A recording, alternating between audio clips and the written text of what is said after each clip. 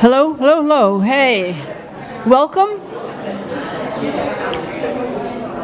Welcome to the annual meeting, the Betty Hill Forum, the League of Women Voters of Weston. We have very many wonderful people here, people from Reading, the Reading League, which we've worked with. We have Ted Kraft here, hey.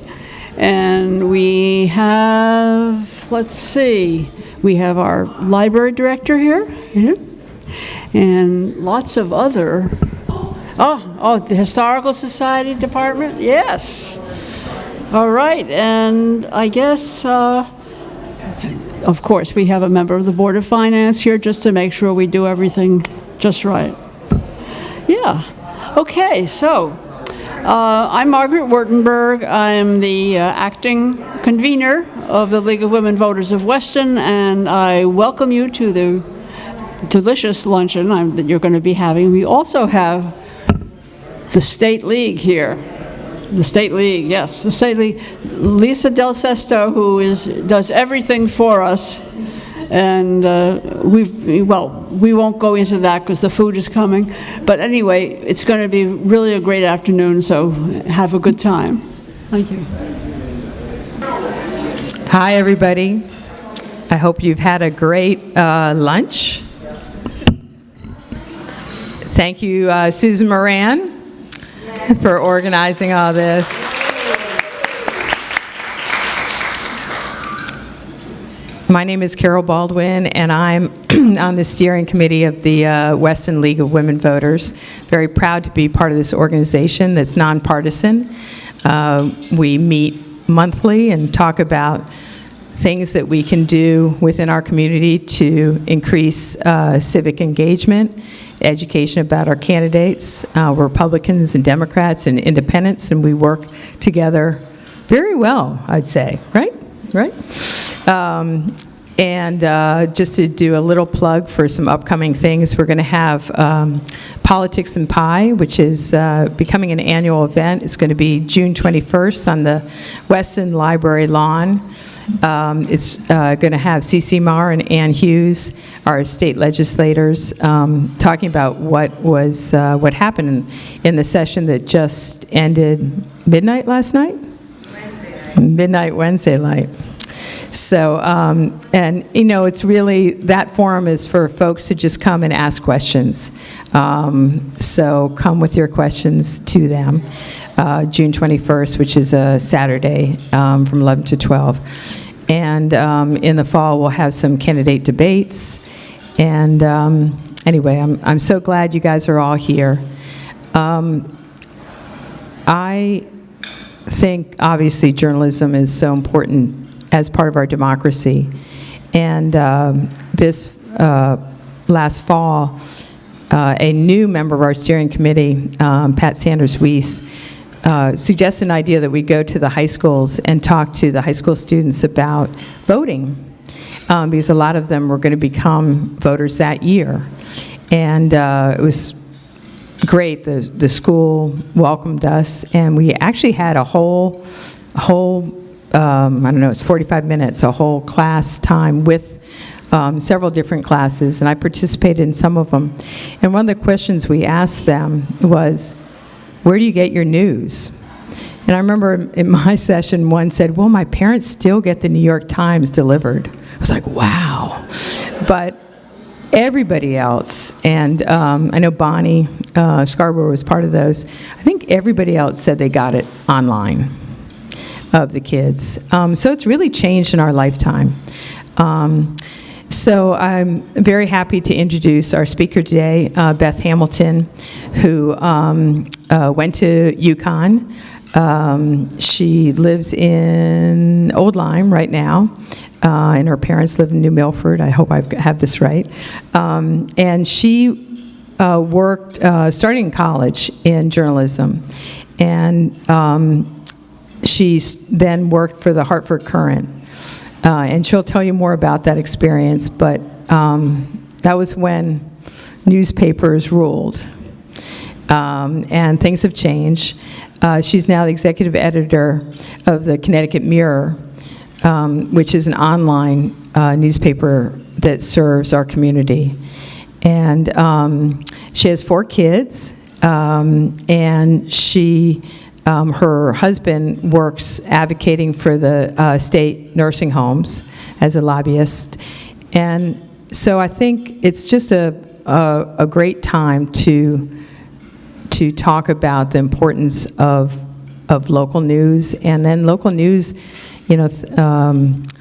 think globally, act locally, and I think it's all related.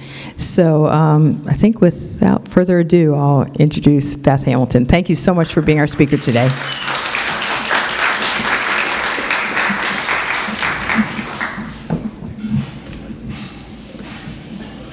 Thank you.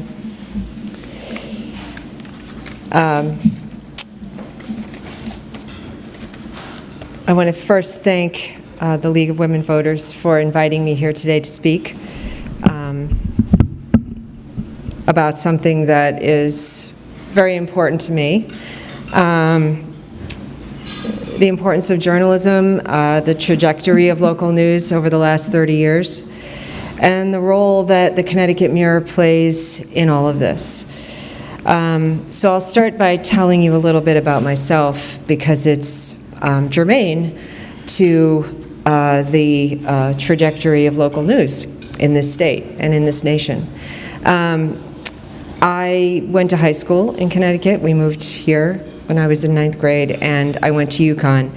And I didn't really know what I wanted to do with my life, but I needed to work because I was that generation. My parents said, you can have $15 a week for food, and UConn didn't have a weekend meal plan at that point, so I had to get a job. So I got a job at the Daily Campus, which was the student newspaper, and I discovered that I had a talent for writing.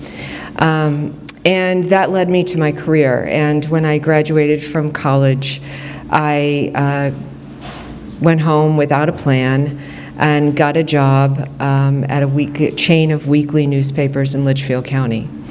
And I covered Litchfield and Brookfield and New Milford and Kent, huge news towns back in in 1990. So I did that for several years, and then I made my way up to a small daily newspaper, the Danbury News-Times, where I started off on the night cop shift. So you can imagine at this point I've covered, sat in inland wetlands meetings until 1 in the morning, covered selectmen meetings, traffic accidents, you name it, I'd covered it. And eventually I made my way to covering City Hall in Danbury, and that led me to a job at the age of 30 at the Hartford Courant. And I was at the Hartford Courant for 10 years. And I started off, back then, you started off in one of their many, many bureaus. So the Hartford Courant was the state's big flagship newspaper, right? And they not only covered the State House and had half a dozen reporters in Washington, D.C., but they also had bureaus in many parts of the state, including the shoreline where I live now. And it was an enormous system of reporters. There were more than 400 journalists in the newsroom at that time. This would have been 1998. And I eventually started covering state policy, Department of Children and Families, Department of Mental Health and Addiction Services, and then I was named as the first woman to the investigative team at the Courant, where I did some really interesting work. And then I was the political writer in the Capitol. I covered John Rowland's impeachment. And after a few more years, I got caught up in a layoff. So the Hartford Courant started downsizing at some point in those 10 years. First it was, we're going to offer buyouts, or, we're just not going to fill positions. And then it became layoffs, so massive rounds of layoffs. And I got caught in one. It was so large, they called it the Mardi Gras Massacre. And that was in 2009. And I was pregnant with my 4th child. So I left journalism at that time thinking that I would never go back. And I took 10 years off from journalism and went back to school, got a Master's of Fine Arts in Poetry, raised 4 kids, and then I went to work for a trade association and for the Connecticut Hospital Association. And I realized that that wasn't the work that I was called to do. So when this job opened up, executive editor of the Connecticut Mirror, I applied thinking that I was a massive long shot. And for some reason, Bruce hired me. Bruce Putterman is our publisher. And at the time, the Connecticut Mirror had a publisher, an executive editor, and about 6 reporters. And we didn't even have an office. We were located in the Capitol Press Room of the state capitol. And we covered only public policy. Today, I am one of 4 editors. I have a newsroom staff of almost 25 journalists. The business team has also grown. We're located in the same building as Connecticut Public Radio in Hartford. And we still cover public policy. For those of you who aren't familiar with the Connecticut Mirror, we are a nonprofit, nonpartisan, online news organization. We consider ourselves to be local news because we only cover Connecticut and things that are related to Connecticut. We are not a national news organization. We're not an international news organization. That doesn't mean, however, that we cover individual communities. We don't come into Weston or Wilton and write about your Board of Selectmen meeting unless there's some issue there that is relevant to other parts of the state. And that has happened before, certainly. But we cover main public policy areas like housing, like the state budget, justice, education, human services, economic development. And we have a 3-person investigative team that I established right around the time of the pandemic. So I tell you all of this as preface because I think my story is emblematic of what has happened in this state and what journalism and newspapers used to look like and the role that they used to play in communities and how that has changed over the last 30 years. So, I'm a huge believer that journalism that's practiced honestly and with integrity and intelligence is the antidote to many of the nation's problems. Outlets like the Connecticut Mirror are providing accurate information so that people have a baseline of understanding in uncertain times. On most days, on good days, most days, we produce work that stands to create some accountability for leaders who might never face it otherwise. And that can look different in many different communities. Work that can shine light on harmful government systems that thrive in darkness. Work that represents a majority of our fellow citizens and can maybe save democracy. And little by little, we're building up trust with the people of our communities. So, yes, I am an evangelist for local news. Okay, let's see, my slides. I actually have a slideshow, which I can't work. Okay, all right. Okay, let's see, where am I here? A lot can happen in 30 years. So I thought it was instructive to show where we started 30 years ago and where we're at now. I've talked a little bit about why journalism is important. So let's just go to the next slide. These are some of the things I'm hoping to cover in my presentation. So why journalism? Why is that central to government accountability and democracy literacy? Well, study after study has shown that when local coverage declines, municipal borrowing rises because government expenditures aren't scrutinized.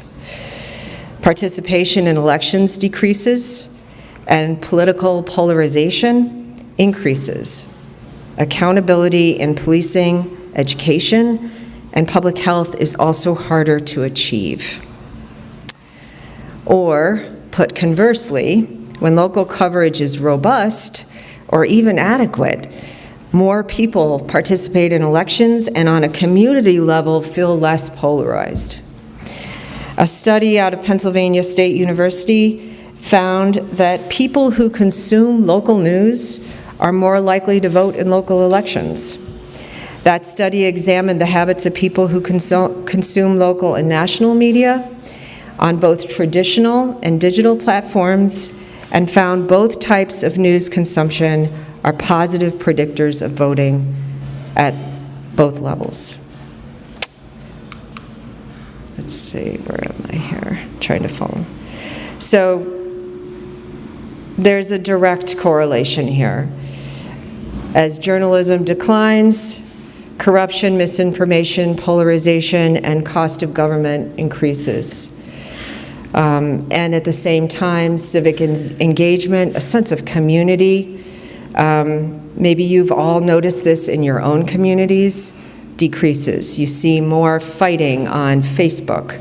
You see a greater risk of local issues instead of being civilly and compassionately debated or discussed, argued about with conspiracy theories or misinformation thrown in the mix for a very toxic outcome sometimes. And this generally happens around topics that are controversial. Affordable housing, what we teach our kids in schools, things like that.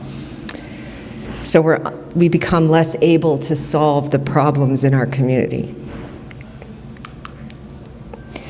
Okay. We at the Connecticut Mirror have this as part of our mission. Democracy literacy, we call it. We want our work to lead people to participate in their election process, to advocate on issues that they care about, whether on the local level or the state level or on the national level, to engage, to reach out to other people in their community, to volunteer. I see this in my community where volunteerism has gone down. Just that whole sense of community has changed. Okay, so newspaper contraction. Since the birth of the internet in the mid-90s, weekday newspaper circulation has fallen 50% from 56 million households to an estimated 29 million. And 25% of the local newspapers that existed in the U.S. in 2004 have closed in the last 20 years. That's more than 2,100 local newspapers. It's actually worse now. I just don't have the most updated numbers. 200 counties in the United States lack newspapers. Half of U.S. counties have just one. This is why the argument right now over federal funding for national public radio is so important, because in some communities that's the only source of local news there is. Most of these survivors have significantly reduced their coverage. We'll get to that in a minute. Newspaper newsroom jobs have shrunk 50% from 2008 to 2019. Again, it's worse now. So what would you say that, what's the percentage decrease in newspaper jobs in Connecticut? Anybody want to hazard a guess here? 85. Anybody else? 70. 65%. So it's not quite as bad as you thought? but it's still pretty bad, and actually it might be closer to 80 now. I'm sure you've all seen, what's happened with your local newspapers and Hearst buying up all of the daily papers around here. As they buy those papers, they don't use the full staff of the newspaper, typically. It's a nice way of saying that, I guess. Okay, so Hartford Courant, 400 newsroom employees in 1995. 400. They had a magazine. U.S. Capitol Bureau, 6 people. 100 left in 2018. Now, maybe 20. Maybe 20, and that's including sports. They don't have an office anymore. They closed it during the pandemic, and they never went back. When they sold off the printing presses, the people who had worked there before, yeah, it was bad. Okay. Why the contraction? Bunch of factors: emergence of the internet, corporatization of journalism, advertising bloodbath, and the erosion of trust. So when the internet came along, there was an expectation of free information, right? We all had it. Newspapers couldn't figure out how to, capitalize on that. They couldn't figure out what to do.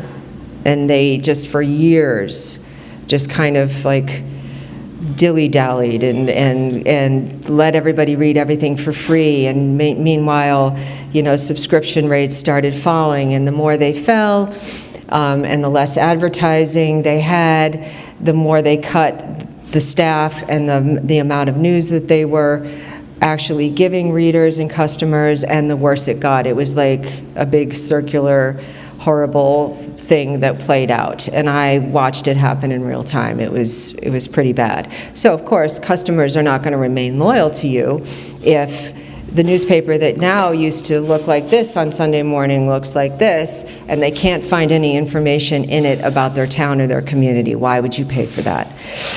And meanwhile, subscription prices kept going up because they were trying to figure out how to keep the ship afloat. That didn't mean that somebody wasn't still making money. The Hartford Courant was still incredibly profitable during that period of time. But unfortunately, all of that money was going to shareholders. Okay, earnings versus community, shareholders, cost-cutting, and profit-taking. So, massive amounts of cost-cutting vis-a-vis staff cuts, cutting newsroom jobs, cutting, then of course, all of the people who laid out the paper. You remember, if anybody here worked in newspapers, you had the wonderful wax machines, and you'd put the copy through them, and then you had X-Acto knives, and you'd lay out the paper. Those jobs went away. Everything was done online, and now more and more of those jobs, and they started outsourcing and consolidating. So now even the Hartford Courant didn't have somebody even in its own newsroom that was copy editing the news. Those jobs were outsourced to a newsroom in Chicago because it was owned by Tribune Company. And there was a massive contraction in advertising that started with Craigslist. I'm sure all of you can remember Craigslist. We all used it. Then Google, then Facebook. So our advertising sales have dramatically decreased over the years.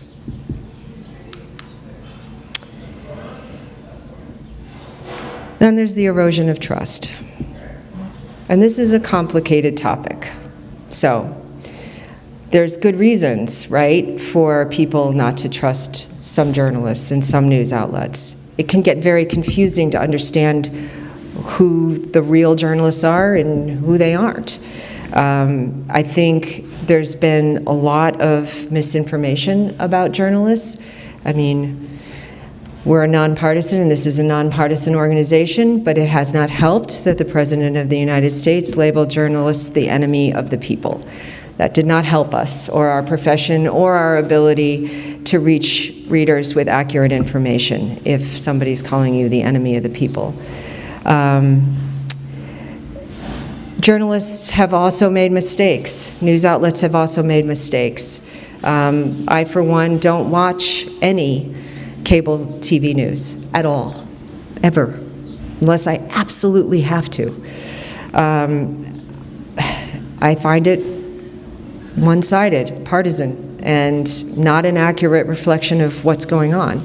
And all you have to do is compare what MSNBC or Fox News is saying and try to find the truth somewhere in the middle there. You know, finding reliable sources of news that you can trust has gotten harder. And that's one of the reasons why the Connecticut Mirror was founded in the first place. Let's see, what slide am I on? Okay. So the issue of accuracy, bias, and transparency is one that has both legitimately and somewhat unfairly at times, you know, harmed journalism.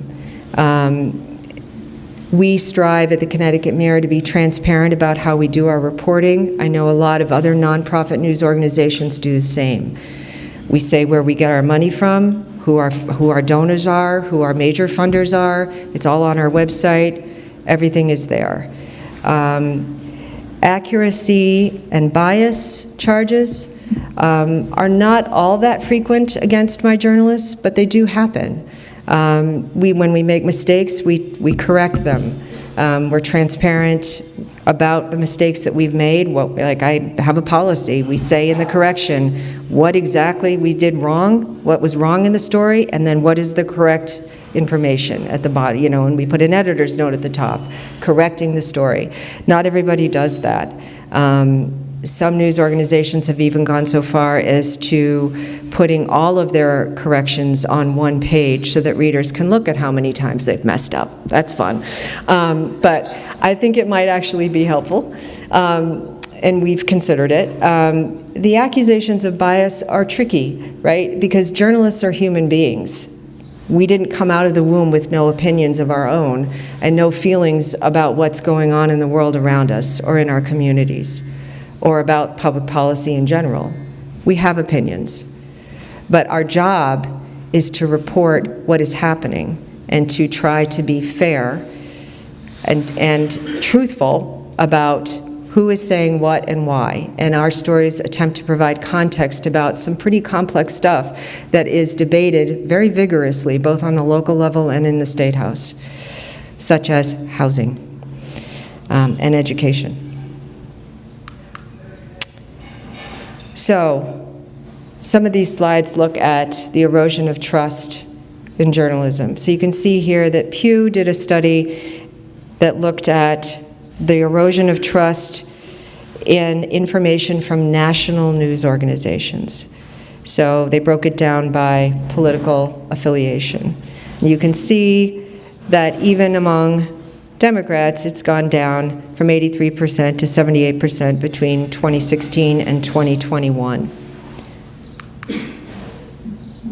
Whoops, what'd I do? There we go. Okay, so this shows the difference, between national news organizations and local news organizations. So it shows that there's still some erosion of trust, certainly even in local news organizations, but that the decrease is less. So people tend to trust journalists more when they're reporting on their communities. I mean, I have a lot of theories about why this might be so. Maybe because they're there and they know what's true and what's not true. Or at least they have a better sense of it. And maybe also because they've met the journalists and they know that we're actually human beings with beating hearts and not some imaginary evil out there working to undermine things.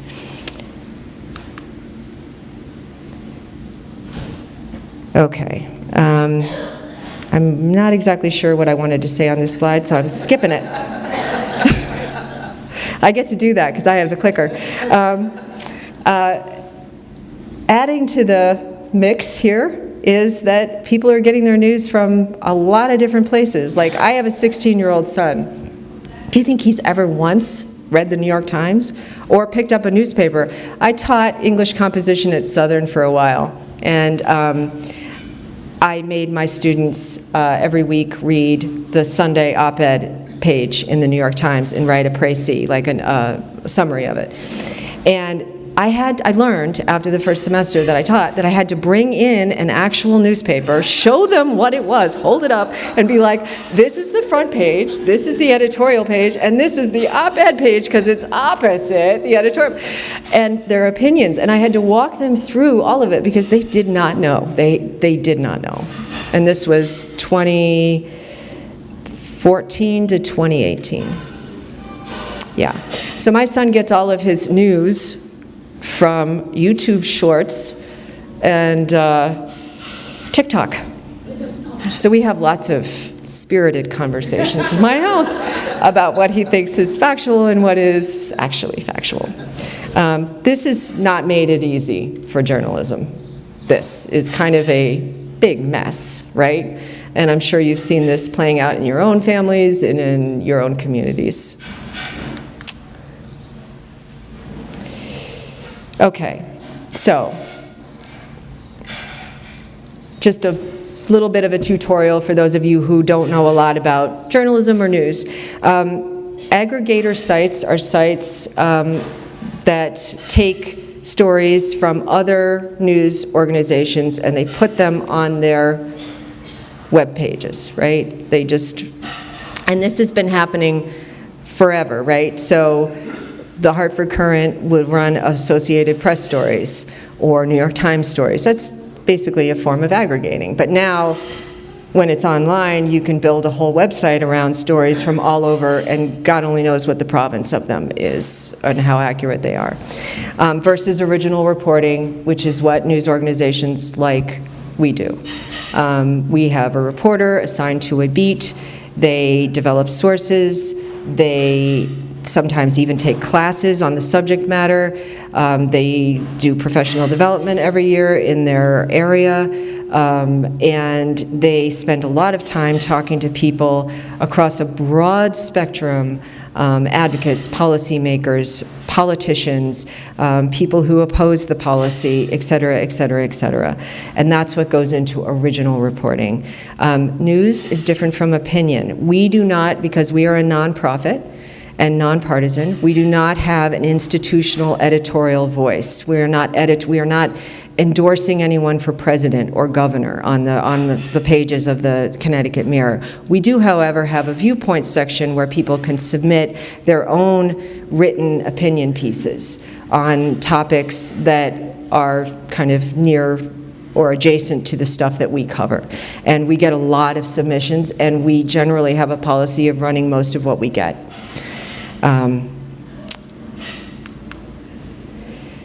So this is the Connecticut media landscape, okay? So this slide is looking at the area of focus in daily newspapers 20 years ago, what they did. Did they do breaking news? Yes. State House, legislature? Yes. Washington? Yes. Context, explanatory journalism? Yes.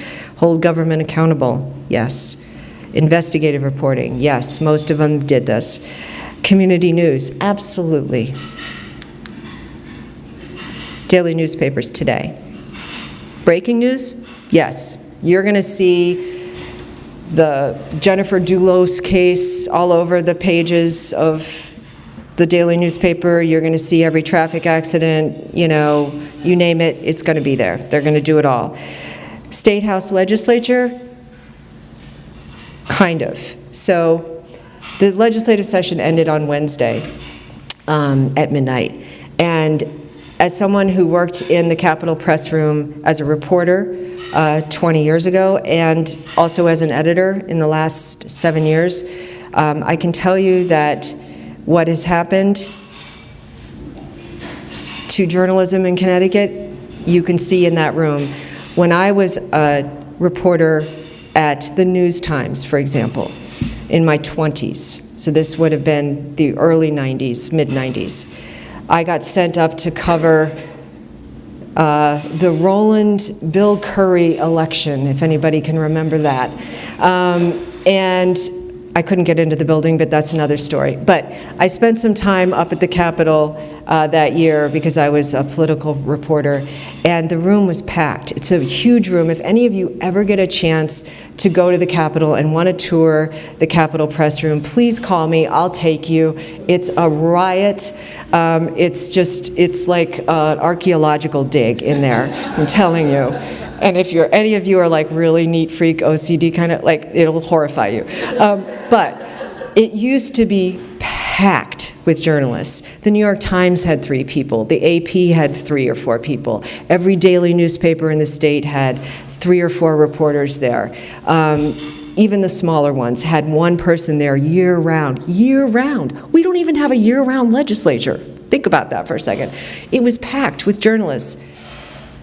Now, it's us. We take up one whole side of the room because we are the largest basic Capitol Bureau in the state. The Hartford Courant has 1 person. They used to have 6 or 7, not including the interns.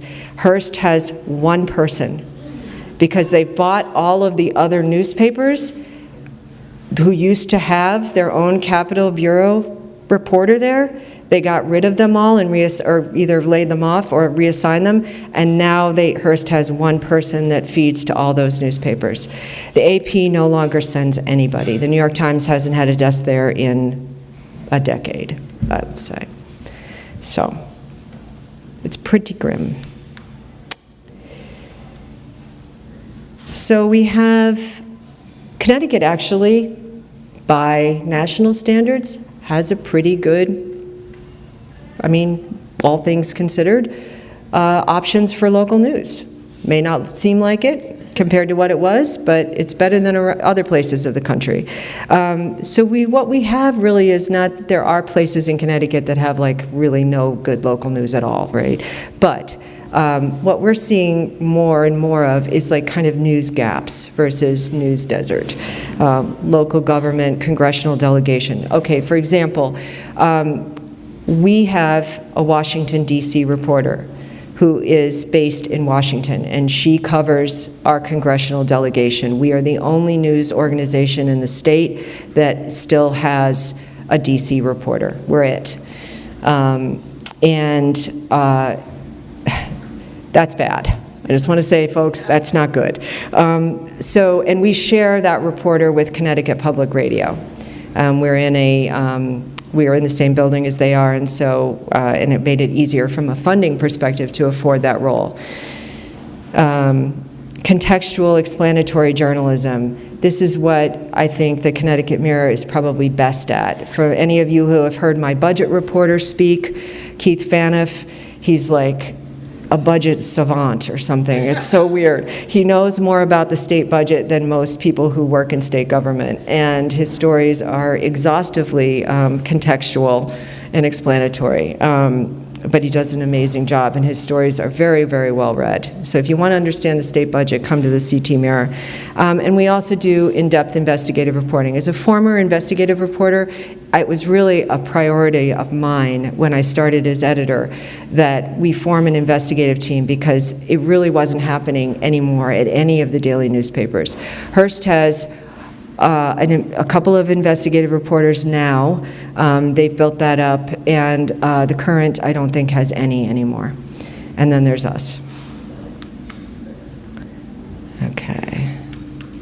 Is this changing? Okay. Okay, so why online-only local news sites? We're one of them. We're one of the older ones in the country, actually. Not the oldest, certainly, but we've been around for 15 years. Actually, we were born out of that massive layoff at the Hartford Courant. Some people who were really cared and passionate about public policy were horrified at what was happening then, and that was 2009, and pulled together a bunch of funders and started this Connecticut Mirror. So there's a difference, obviously, between for-profit and nonprofit newsrooms. As a nonprofit, you probably understand that, so I don't have to go into it. But online news sites tend to be mostly in affluent areas, not in poor communities. So there's 4 types of nonprofits: states, cities, topic, and investigative. We are a statewide news organization. So we do cover individual topics, and we do have an investigative team, but our primary identification is as statewide. Okay, so our mission: inform Connecticut about public policy, hold government accountable, amplify diverse voices and perspectives. So we've had to work pretty hard at the last part of this, and it hasn't always been easy. Because we cover public policy, and especially in the beginning of my tenure when we were located in the capital, the state capital, it was really hard for me to get my reporters, like, leave the building, go talk to real people out in the world, go. You know, and journalists are like everybody else. They kind of get into their comfortable groove. They talk to the people they know. Then this thing happened called the pandemic, and we all had to leave, and the legislative session was ended very abruptly. And my reporters were like, well, now what? And we're all working from home. And I was like, well, we're covering the pandemic from our kitchens, and we're going to figure out how this is impacting people in this state and who it's impacting the most. And we analyzed, like, the state's vaccine distribution policies. And I mean, talk about holding government accountable. I think we all worked 7 days a week for about 8 straight months. It was grueling, but it was also during a period, it was also provided us with a lot of opportunity for fundraising, because people really saw the need for journalism during that period of time. They were getting news information they desperately needed about what was happening in their state, and they were willing to log on. Our readership went through the roof, donations went up, and we were able to grow the organization pretty considerably since 2020. I've already talked about this a little bit, so I'm going to move. Okay, so this is the difference. Wait, I skipped a slide, didn't I? About CT Mirror. What did I do? There, okay. So this is what we do. So I've already gone through the list of what daily newspapers today do. This is what we do. We cover breaking news when it's related to policy. That can get a little tricky sometimes. I won't bore you with why, but it does. Our key focus, the legislature. I mean, we're all exhausted right now because we've been working around the clock. Yes, we have a reporter based in DC. We do more explanatory contextual journalism than any other news outlet in Connecticut. Holding government accountable, which I'm going to talk a little bit about in a second, is central to our existence as a news organization. Investigative reporting. I'm so proud of our investigative reporting. Community news. We're just starting this. We just launched something called the Raising Voices Lab. We put 1 reporter in Bridgeport and 1 in Hartford. We just made the final hire yesterday, in fact. So I'm hoping that great things are going to come out of that. And the whole idea of that is to do some service journalism, really listen to people in communities, in those communities, and hear from them what's going well and what's not, and try to provide them with information they need to make changes in their own neighborhoods, in their own cities. And that's going to involve like a whole texting service that we're going to be able to directly reach out to them. So stay tuned for more on that. Okay. Our audience and budget. Oh gosh. Do I really need to talk about this? We're about a $3.5 million organization. And our audience last month was close to 350,000 readers. So we still have some room to grow, lots of room to grow in terms of audience. There's parts of the state that have never even heard of us. And you know, it's better than it used to be. Now when I go places and I say I'm the executive editor of the Connecticut Mirror, I don't always get, huh? I used to, but now it's a little better. I think I talked about the newsroom staff. And we're free. That is maybe the most important thing. There's no paywall. You can read all of our content for free. That's huge. Like if you're talking about trying to, encourage a thriving democracy or resuscitate one, giving people access to actual factual information about their state is central to that. And if they can't afford it, they should be able to get it anyway. This is a boring slide. This is one of my publisher's slides. I think he does this but it does show you that our revenue distribution is mostly individuals like you. We get some foundation grant, a little bit of advertising, and a little bit of content sales. So we really do rely on reader donations, large and small.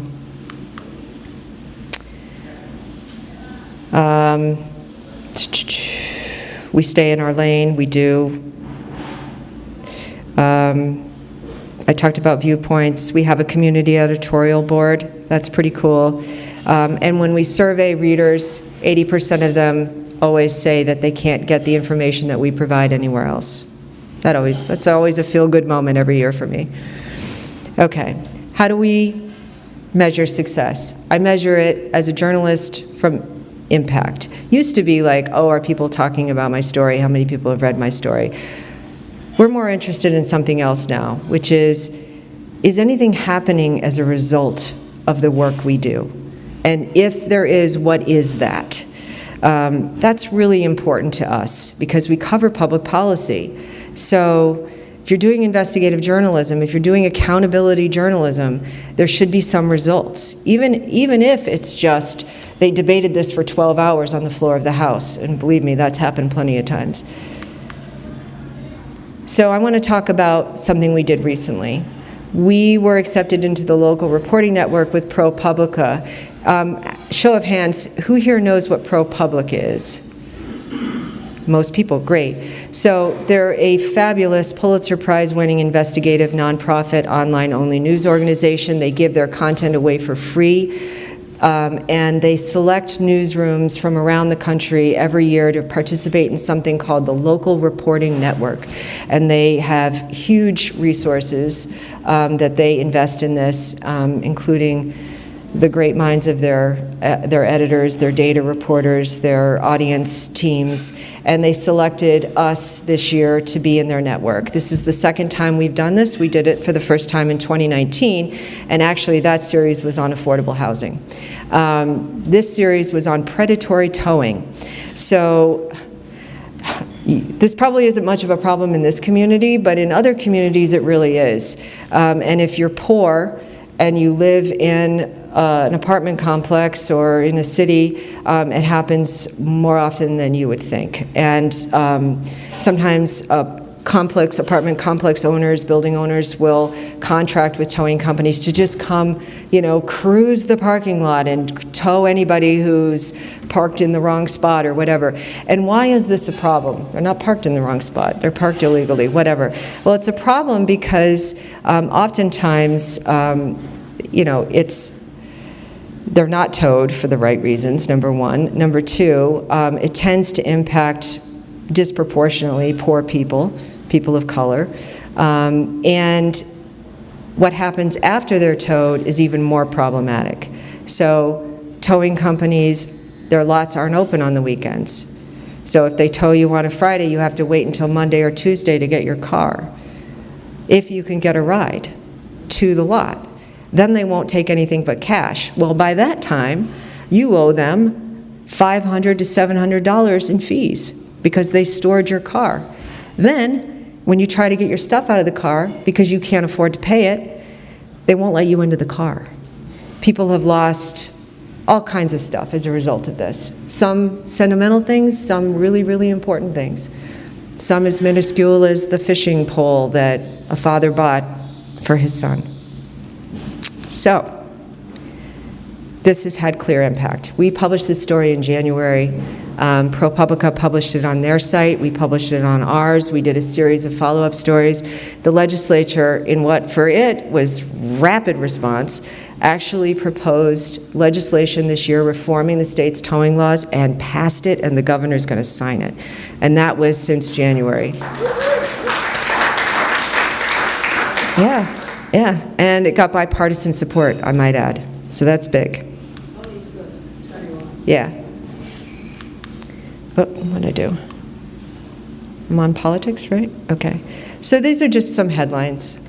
Just thought I could use a nice visual here. Some of the stuff we've been writing about.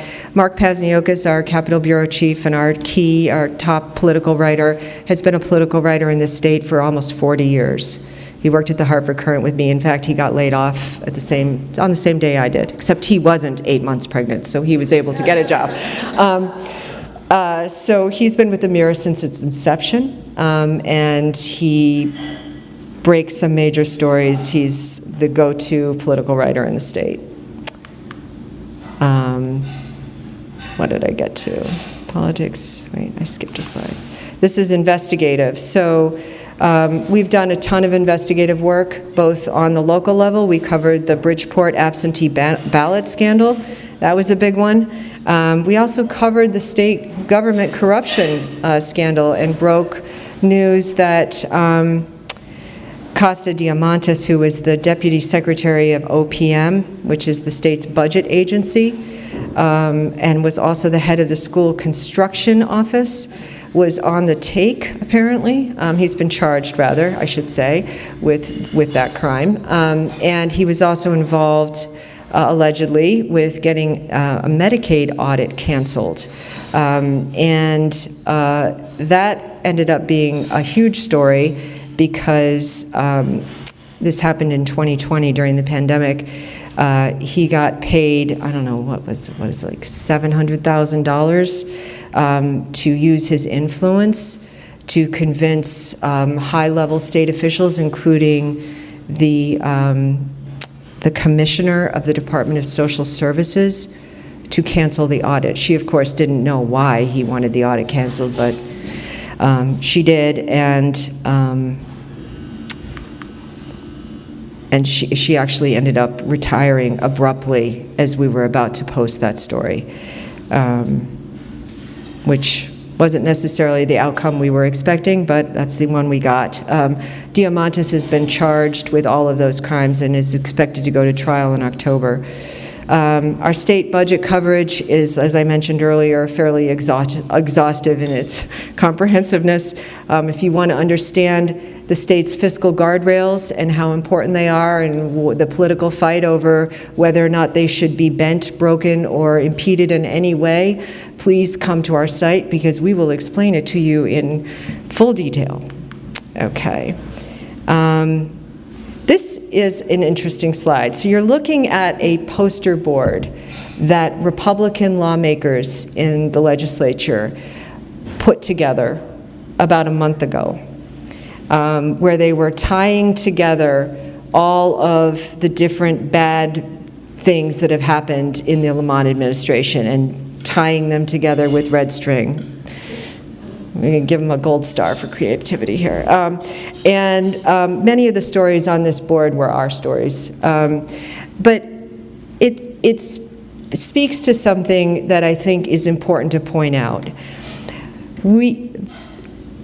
And I'm raising this not with the intention of being defensive about our work, but rather just maybe providing some context about it. So who's in power in the state legislature? The majority. We have a Democratic governor, massive Democratic majority in the House and Senate. So we sometimes get criticized for quoting Democrats and writing about their policies, but we cover government and they're the ones in power, and we always try to also talk to the Republicans about their belief systems and proposed legislation, like we covered their budget proposal and all of that. But it's tricky when one party holds all the reins of power, right? And you're the journalist, you're reporting what happened, and they're the people who are determining what happens. What I find interesting about this slide is that all these stories that were critical of the Lamont administration were written by us. So that idea like that we are somehow a liberal news organization, if that's the accusation. We're writing stories that expose, if not corruption, definitely mistakes by the Democratic administration. We're not holding back at all. In fact, the Lamont administration might say that we're being too tough on them. I don't think we are, by the way. Okay, editorial independence. We put this on here. I think this was one of my publisher's key slides. Most of the other ones are mine, but this one is his. He likes to tell the story of the $100,000 that almost got away. So you probably all have heard of Barbara D'Aleo, right? Yeah. So she's got this initiative that works on education. It's great, fabulous, right? So she came to us, this was probably about a year ago, and said, we want to give you $100,000 to support your journalism, but we're hoping that you'll write about this thing that we care about, this study, this initiative that we're doing. And the publisher said, I'd love to take your money, but I can't tell you that we're going to write about your thing. I'm sorry, but that's up to the newsroom, and they're going to write about what they decide to write about, and it's not going to be influenced by the donor. And she said, okay, and she went away, and we thought we'd lost the $100,000, and they came back a week or so later and said, you're right, we're going to give you the money anyway. Okay.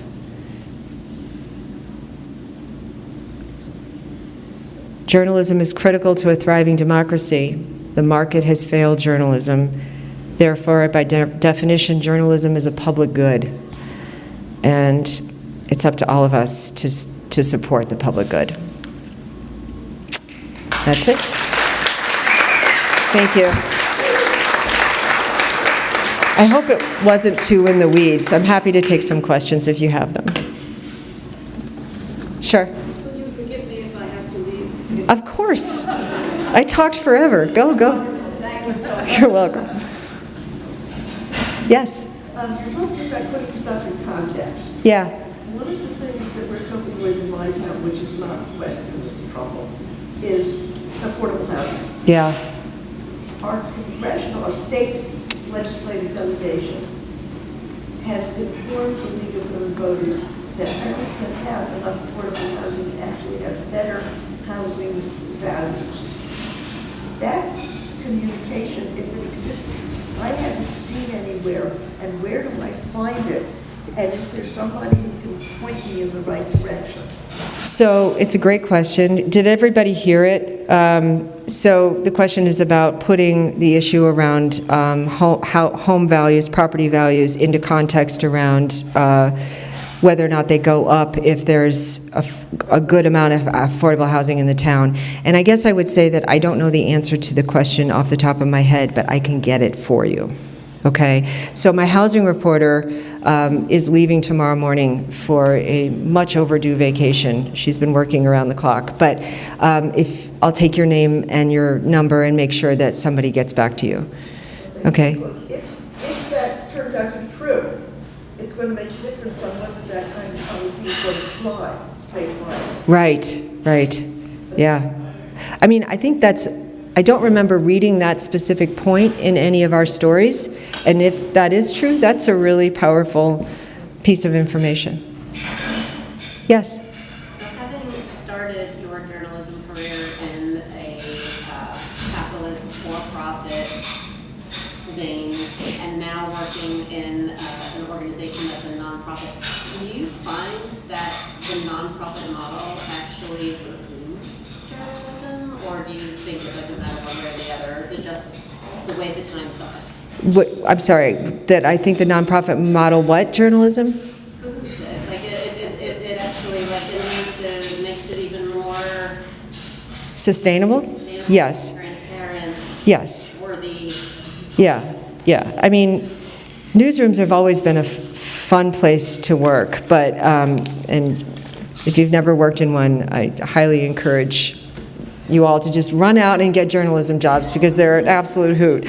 But the nonprofit model, I mean, I would say this.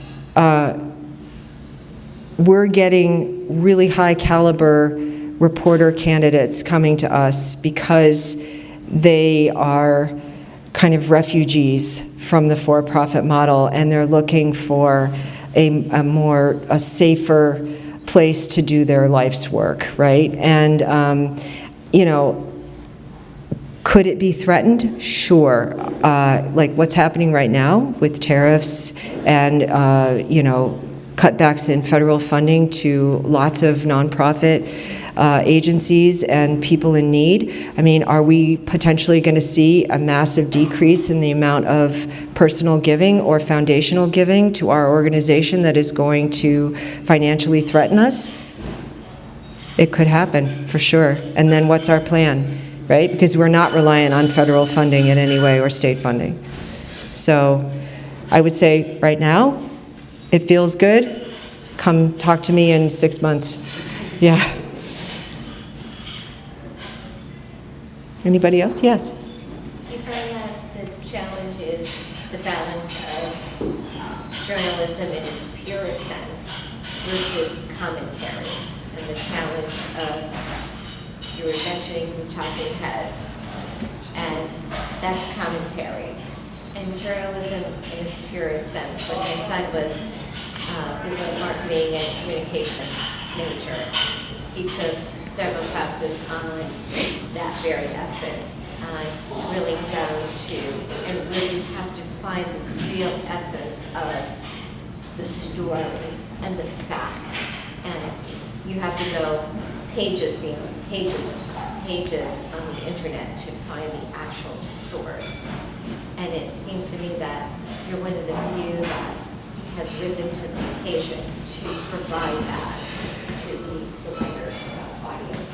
Well, you know, I think, like I'm a daily reader of the New York Times, for example, and I still read their stories and generally find them to be reliable. But I'm also an avid reader of news, so I am taking the time to compare how they're reporting against, let's say, how the Wall Street Journal is reporting the same thing, or the Washington Post or Politico is reporting the same event. Like, how are those news organizations viewing that thing, whatever that thing is, through different lenses? But I'm not a typical news consumer, right? I think that generally speaking, even, I mean, I have many good friends at the remaining daily for-profit newspapers in the state, and they're all quality journalists who are doing their best to, provide accurate information to readers. But yes, I do, as an editor, I'm in a different role now. As an editor, I am very vigilant about the language we use in stories, who we're quoting on different topics, diversifying our sources for stories so that we're not talking to the same white guys over and over and over again. Sorry, white men in the room, but you know what I'm saying. Like, who would have a different perspective on this? So I lost track of your question, and I don't think I answered it. I just kind of rambled. I'm so sorry. It's okay. I think it's harder for the average consumer to drill down to find the pure essence of journalism, and in that sense, because it's just, you're getting it, as you have one of the slides, it's coming in rapid fire from so many sources, and that's commentary versus the pure essence of journalism, which is beautiful. It really, that's what we're all craving. Yeah. It's that in its purest. It has not helped either readers or journalists that the news cycle itself has become so crazy, and this got even worse after the inauguration in January, when executive order followed executive order followed executive, and we were like literally just like reeling, like if you could play this out, you know, like which way do we turn? Like, wait, what? He's going to cut off all state funding?